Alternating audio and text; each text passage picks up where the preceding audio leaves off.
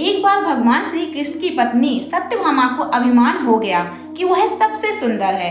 इसलिए भगवान ने उनके कहने पर स्वर्ग से पारिजात का वृक्ष पृथ्वी पर ले आए। वह एक बार भगवान श्री कृष्ण के साथ सिंहासन पर बैठी थी। श्री कृष्ण से पूछने लगी, प्रभु, जब आपने त्रेता युग में श्री राम का अवतार लिया था, क्या सीता जी भी मुझ जैसी सुंदर थी?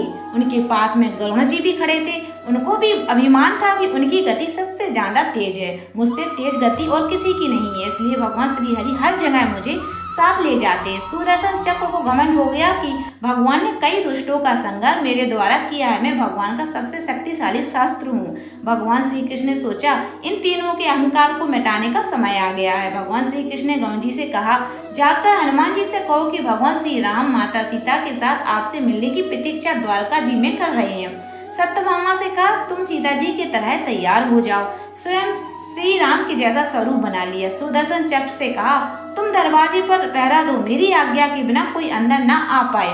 गरुण जी हनुमान जी के पास पहुंचे। उन्होंने संदेश दिया, प्रभु श्री राम माँ सीता आप साथ द्वारका जी में आपसे मिलना चाहते हैं। गरुण जी ने हनुमान जी से कहा, आप मेरी पीठ पर बैठ जाओ, मैं शीघ्रता से आपको पहुंचा दूंगा। हनुमान जी ने कहा, तुम जाओ, मैं स्वयं आ जाऊंगा। गरुण जी जब कृष्ण जी के पास पहुंचे तो क्या देखते हैं कि हनुमान जी तो पहले से ही वहां विद्यमान है।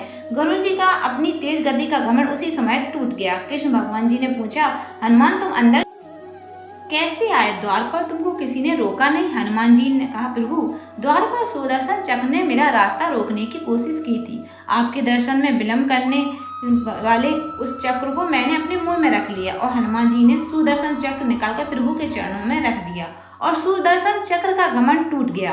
अब बारी आई सत्यभामा की। हनुमान जी कहने लगे कि आपको तो मैंने पहचान लिया। आपने द्वापर युग में श्री कृष्ण के रूप में जन्म लिया है। आपने सीता माता के स्थान में किस दासी को बैठा लिया है? इतना सुनते ही सत्यभामा को अपनी सुंदरता का जो घमंड था चूर चूर हो गया। जब हनुमान जी ने उनकी तुलना दासी से कर दी। इस प्रकार श्री कृष्ण ने हनुमान जी की मदद से सत्यभामा, सुदर्शन चक्र और गरुण जी की का घमंड चूर चूर कर दिया।